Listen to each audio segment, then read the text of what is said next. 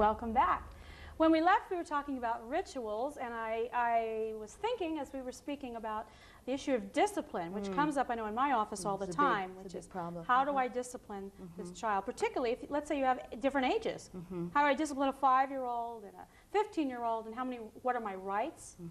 You know, that sort of thing. So how do you address that? Well, again, you have to look at the makeup of the step family in that depending on the ages, how long the step family has been together, where the non-custodial biological parent is, should be taken into as factors in determining how to discipline. But I think overall, as a step parent, you want to take a co-parenting position or a co-conductor position, and so it means kind of taking a back seat to the biological parent initially.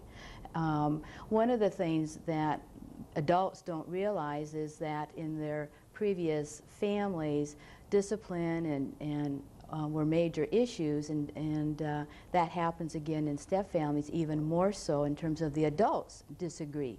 They come to find out that they disagree, and so if the step parent steps back and takes some time before they get in and be involved in discipline, then the couple relationship can work out their differences. I really strongly encourage taking parenting classes together, reading books together, which is especially hard to get men to do, or listening to tapes, but so that they can work out their differences before then they work more closely together, or the step parent takes over a primary role in disciplining.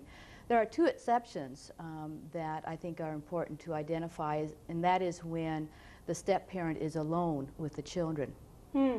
And that's, I believe that the biological parent then needs to tell the children, and you may need to do it a number of times, that while I'm gone, you know, your stepdad, Joe, is in charge, and I support whatever he does. And hopefully they've talked about what our consequences and what the rules are and so forth beforehand. Then the other situation is in issues that just involve the stepchild and step-parent. For instance, a stepdaughter, an adolescent stepdaughter who comes and borrows the stepmom's clothes without saying anything or asking, that may be an issue, and so the step-parent needs to address that issue with the stepdaughter alone. But the stepdaughter missing her curfew needs to be dealt with the biological father. Okay, so it sounds like in general, parenting rule holds, whether biological or not, in terms of we need to present a united front. Right. Because if we don't, then all chaos comes loose. So that really puts the onus on the parents to sit down and hash it out. That's one of the problems I hear, is that the two adults, the parents, have not talked about what are going to be the rules in our household and how are we going to discipline, what are going to be the consequences, what are going to be the rewards. Oftentimes the biological parent just moves ahead and makes, you know, on-the-spot decisions, and the step-parent may agree, but they feel left out because they hadn't talked about and clarified things ahead of time. Yeah, and that's hard for parents anyway, but it sounds like it's especially important here. Yeah. Let's take a look at our next graphic, our next set of tasks we can take a look at, okay? Let's see, developing a solid couple bond, forming new relationships, and creating a parenting coalition. So let's take a look at this first one, developing a solid couple bond. It would seem to me that part of the challenge would be developing your relationship with your spouse in a situation where you have other people in your house. That must be a special challenge. Well, it certainly is, and the other factor that makes a difference between the step family and the previous family is that there is a biological parent-child relationship that predates the new couple bond, and generally, if there's been a period of time where that biological parent and child were a single parent family, then that relationship is really very strong, and that's often a major problem with step families, and where the step parent begins to feel jealous and resentment when they see the stepchild with their biological parent being so close, and starts feeling like that intimacy is that they want in that new spousal relationship the child and the other parent has. So working on developing that special relationship, that couple relationship, the intimacy, does take time, and again, with more family members, they really have to deliberately make sure that they have moments together in the evening, go out on a date once a week, even if it's just to take a walk, to get away by themselves, where they're connecting and spending time together. And even when you have stepchildren who are visiting children, oftentimes the biological parent feels, well, my stepchild just comes maybe every other weekend or even just once a month, and I can't, you know, leave them. We can't go out as a couple or do anything different as a couple. And I often suggest that even with visiting stepchildren that, at those times, that as a couple you remove yourself and do something special so that the children also can see that this couple relationship is developing, and it really prevents or minimizes the opportunity for the stepchildren or the biological children to kind of get in between the couple relationship. Okay, so it's important then in terms of stability for the children to see the adults as a separate unit. Very, you know, no matter how much they may fight that That's or right. whatever, they need to see the adults under control and with each other. And That's going to solid. give them more security in the long that's run. an important thing to know. I think the other challenge here is I think step-parents sometimes feel guilt about admitting that they feel jealousy. Right. Or, I mean, it's sort of like, well, I'm an adult, I should be able to handle this. And they feel badly about it. And I think, you know, giving them the permission to say, you know, of course you do. Right. There's You that know? myth of instant love. There you go. You know, that, especially with stepmothers, I think more so, you know, mother's a nurturer, and well, sure, I will love my my stepchildren. They're wonderful little beings, and you find out after a few months, you know, when you have some of these problems, that it does become difficult to really love them, and then you start feeling guilty, and then if you don't deal with the guilt, then comes the resentment of the child, and then you may often tend to withdraw from the child, and then the child becomes frightened, and even the biological parents start seeing that the step-parent has withdrawn from their child, and then they experience fear that maybe the relationship, the marriage is going to be over, and oftentimes biological parents also think that if you love me, you got to love my kids. Exactly. You know. I think that I'm so glad you said that, because I mean the truth is sometimes people will not like their stepchildren. Right. Now they may treat them well and treat them kindly, but I think that's important to say, you know, they're still people. That's right. We don't like everyone we meet. Right. That a rule needs to be in the step family that we show respect towards There one you go. another. Yeah.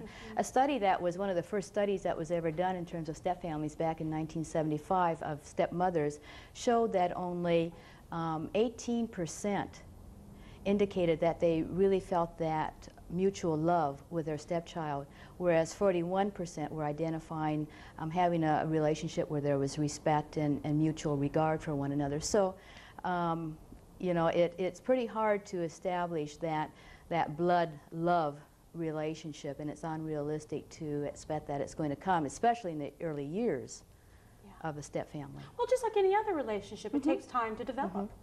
You know, Right. and that sort of instant, we're, as women, we're supposed to have these maternal rise in us. I think there's some truth, and there's not some truth to that, in the sense that it's still somebody else's child, particularly if the other biological parent, I would imagine, is still very active. Right, right.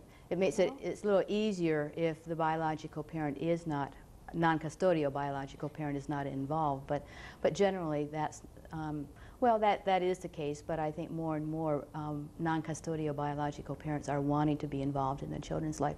I think one of the other things for the step-parent is that there's so much confusion about the step-parent role. Yeah. And especially, again, for stepmothers, you just think that being the nurturer and loving and taking care of the child, and that's important, but you only tend to see that as the only role, whereas other roles are, you know, role of a friend, and as the child becomes older, you know, a confidant or a mentor are important roles that a step-parent can have, especially with adolescents.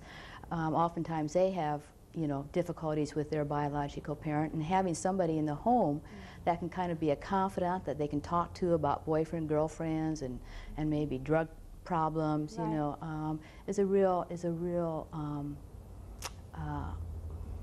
well, it's a real asset to I the think family. particularly, yeah, particularly if you've developed over time a sense of trust between you. Now, in terms of a parenting coalition, it sounds like that's sort of what we were talking about before in terms of standing together as parents and having some rules and regulations. Now, what do you do, and this is pretty common, where the non-custodial biological parent has a problem with their ex-partner remarrying and attempts to sabotage the new relationship? Things like being erratic in visitation and being uncooperative and that sort of thing. Well, it's really important for all adults, or especially the spouses, to try and sit down together and talk about those kind of situations. And if that's tried and it doesn't work, then it's important to help the child learn to accept their biological parent as they are. Oftentimes, what biological parents, custodial biological parents do, and even the step-parents do, is try to make excuses for the non-custodial biological parent, who tends to be irresponsible in some of those areas of, well, you know, daddy works hard, or long hours, or, you know, he doesn't, you know, have an appointment book, and so he doesn't remember, he forgets. And what's important is, with most kids, they begin to realize, and they can learn to accept that their parent is this way. If they can at least know that it's okay, that they can get upset with their biological parent who is being irresponsible and talk to that biological parent or express their frustration with them, then we don't have to make excuses. Now, and we only have a couple of seconds, so I'm going to ask you this quick, profound thing, but what do you do if your child doesn't want to see their biological parent? Well, that is a tough question. Depending, again, well, I was going to say it depending on the age, but at whatever age, it's important to really talk with the child about why they don't want to. Okay. And, you know, sometimes there can be problems going on in the other household that they're afraid to talk about. You know, you have to be careful about it, possible abuse. And so the important thing is to talk about with the child. Okay, we need to close. Thank you. Thank you for coming. Thank you, Mary. Thank you for joining us. In the upcoming weeks, we'll talk about cooperative divorce and seasonal affective disorder. I'm Mary Crocker-Cook. Good night.